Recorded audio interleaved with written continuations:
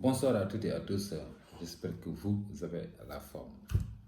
Toujours sur la série des mauvaises habitudes qui empêchent de réussir.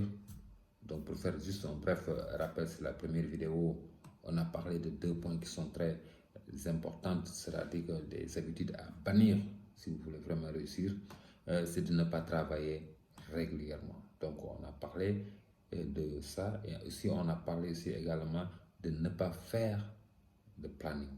Donc si ça vous intéresse, voilà, donc retournez en arrière et regardez la vidéo 1. Dans la vidéo numéro 2, on a parlé de ne pas être concentré. Quelles sont les conséquences et les habitudes qu'il faut vraiment bannir si on veut réussir dans la vie. C'est le deuxième point, on a parlé étudier sur son lit. Quelles sont les conséquences d'étudier sur son lit. Alors, c'est la vidéo 2, c'est ça. Donc, si vous ne l'avez pas suivi, je vous mets le lien dans la description ou quelque part par là. Donc, vous aurez largement le temps de regarder. Alors, aujourd'hui, on va parler de 2, voire même 3 points pour accélérer un peu la cadence. Voilà, donc aujourd'hui, on va parler sur les habitudes à bannir, réviser seul dans son coin. Ah oui, réviser seul dans son coin, vraiment, c'est les habitudes qu'il faut aussi bannir. C'est une très mauvaise habitude que certains gens ont l'habitude de le faire. Mais je vous dis, dès à présent, il faut arrêter cette habitude. Donc, le lâcher prise va être mis car il y a quand même de nombreux avantages à travailler en groupe. Donc, focalisez-vous sur le travail en groupe et il y a beaucoup d'avantages. L'avantage de travailler en groupe, vous pouvez faire le partage des tâches. Par exemple, vous avez un exposé pour faire des fichiers de lecture ou de révision. Voilà, donc ça pourra vraiment diminuer la charge de travail et c'est pas aussi négligeable que ça, c'est très important. Voilà, réviser ensemble aussi vous permet aussi de se faire expliquer les choses parce que si vous ne comprenez pas, il y a toujours quelqu'un qui est là pour vous expliquer les choses qu'on n'a pas bien comprises ou d'expliquer aussi soi-même pour avoir la confiance, vous allez le croire, d'expliquer à un autre pour mesurer votre degré de compétence pour voir si vous avez compris. Et là, vous serez à la place du professeur pour expliquer. Et si vous êtes capable d'expliquer ce cours ou cet exercice, ça veut dire que donc vous avez compris. Et le travail en groupe vous donne également cette chance ou cette occasion. Voilà, le travail en groupe aussi, ça permet également aussi de mutualiser des idées. Ah oui, ça permet de mutualiser des idées. Notamment, si vous travaillez sur des sujets généralement qui sont susceptibles de tomber, par exemple, aux examens, vous n'aurez peut-être pas à penser à cet exemple, ou à mettre telle citation, ou à faire tel plan, etc. etc.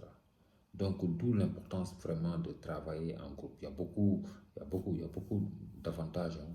Oui, il y a beaucoup d'avantages parce que selon moi, travailler en groupe, c'est super. C'est super. Voilà, donc le premier est le non moindre est la division des charges. Je l'ai dit tout de suite.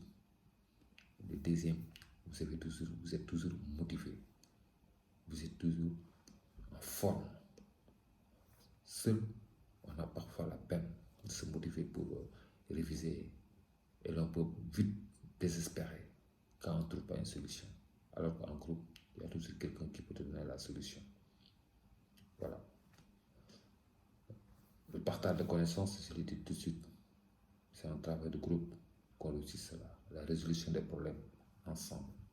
Oui, le brainstorming, comme on le dit souvent, sont des moments où les idées et les solutions émergent. Donc, avec le travail de groupe, vous avez l'efficacité et la production qui est présente. Et c'est un outil très précieux dans un travail de groupe. Je peux vous donner aussi un autre avantage avec l'acquisition de compétences, comme l'ouverture d'esprit. Quand vous travaillez en groupe, vous avez cet esprit. Quand vous travaillez en groupe, vous avez le respect des autres. Vous avez l'autonomie, etc., etc. Donc, essayez vraiment de développer ces aptitudes car vous sera très utile dans le domaine professionnel.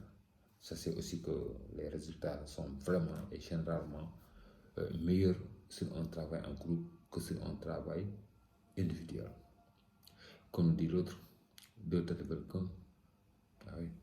Donc, enfin, le dernier avantage est le côté rassurant du groupe, notamment lors des exposés oraux où l'on se trouve pas seul face à la classe. Si on est timide, si on est complexé, hop, voilà, c'est réglé. Donc, vous êtes plus confiant.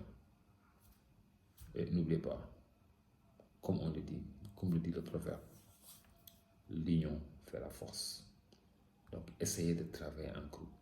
C'est très important. Voilà, donc aujourd'hui, bon, le deuxième point, c'est ne pas assister au cours. Là, je ne vais pas beaucoup insister. Ne pas assister au cours, vous savez que c'est pas bon. Voilà, à chaque fois, vous êtes là, vous passez tout votre temps à lire des polycopes. Polycopes, jusqu'à quand? Donc, vraiment, c'est des mauvaises habitudes. Arrêtez. Allez-y faire vos cours. Assistez aux cours de manière active. Oui, très active. C'est-à-dire en écoutant attentivement votre professeur et en prenant vos notes, voire en posant même des questions.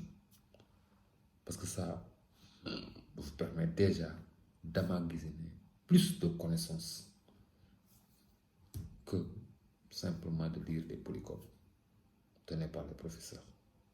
Il n'y a pas de vivacité. Quand vous êtes en classe, vous avez des repères. Automatiquement, vous vous rappelez un moment de temps, période de temps, quand le professeur est temps. Alors donc, vous fixez des repères dans votre tête. Et ce message est plus rapidement capté que si vous êtes sur votre canapé et vous passez tout votre temps à lire le polycopier. Donc, allez-y faire les cours. C'est des habitudes vraiment qu'il faut bannir. Alors, le dernier point, c'est-à-dire ne pas donner de sens à ce que vous faites. Donnez du sens à vos actions. Oui, c'est une habitude hyper importante. Très importante. Alors, je l'ai dit, parce que moi, j'aurais aimé avoir cette habitude il y a quelques années, lors de mon cursus à l'université. Parce que c'est une puissante source de motivation. Il faut savoir pourquoi vous faites cette tâche. Ça vous fait avancer. Ça vous fait progresser et travailler avec plus d'engouement et d'amour. Alors, vous qui écoutez la vidéo, posez-vous ces questions. Pourquoi vous faites vos études? Répondez-moi, pourquoi vous faites vos études? Alors, oui. J'avoue que cette question peut être difficile de prime abord, mais prenez le temps de réfléchir. Une fois que vous retrouvez le pourquoi vous étudiez, écrivez-le sur une phrase et placez-le de manière à le voir chaque jour sur votre bureau, sur votre ordinateur, quelque part.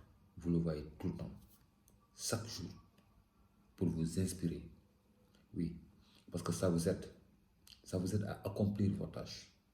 Et avant chaque séance de travail, posez-vous la question, pourquoi vous faites cette tâche? Si jamais vous donnez un sens sur ce que vous faites, vous serez motivé. Mais parfois, je parle en connaissance de cause. Je reçois beaucoup d'étudiants. Ils viennent pour me demander des services, des bourses. Mais quand je les pose la question, qu'est-ce que vous voulez faire? Ils disent, je ne sais pas. C'est grave. Donc, donnez un sens à ce que vous faites. Prenez votre temps, réfléchissez, prenez une décision et ne soyez pas dépendant. Que cette décision vienne de vous-même et mettez-le toujours en tête, votre objectif. Pourquoi vous le faites? Si chaque fois vous avez la raison, le pourquoi, chaque jour vous allez y mettre. Et chaque jour vous avez cette motivation. C'est comme si vous voulez construire une maison. Vous avez de l'argent, vous avez le terrain. La première chose que vous allez construire, c'est un plan. Votre R+1. Il y a le balcon, il y a la chambre à coucher, la salle à manger. Vous avez une maison faite, parfaite dans votre tête. Et pourtant, vous n'avez pas encore de maison. Et cette image qui gravite dans votre cerveau, qui vous pousse à faire des efforts, pour terminer cette maison qui est dans votre tête. Oui, là, vous avez un sens de ce que vous faites. Ayez un plan dans votre tête. Imaginez-le. Faites de gros rêves à chaque fois qu'il défile dans vos yeux. Si vous voulez être médecin, imaginez être un médecin dans votre cerveau. Si vous voulez être un ingénieur, imaginez être un ingénieur dans votre cerveau. Quand vous avez écouté la vidéo précédente, je vous ai expliqué. L'esprit ne connaît pas le vrai et le faux. Si à chaque fois vous avez des gros rêves dans la tête, estimez, tiens, ça c'est vrai.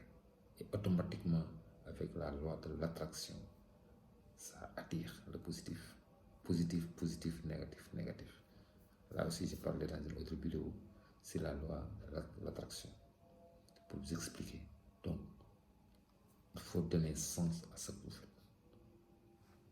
C'est tout pour cette vidéo. Si vous n'avez pas encore aimé, il faut l'aimer. Activez aussi également la cloche. Et comme ça, vous allez recevoir toutes les vidéos que je partage. Je suis là pour vous, je suis là pour vous aider. Si vous avez des questions, vous pouvez les poser sur le commentaire. Sinon, tant mieux. Au revoir. Bye.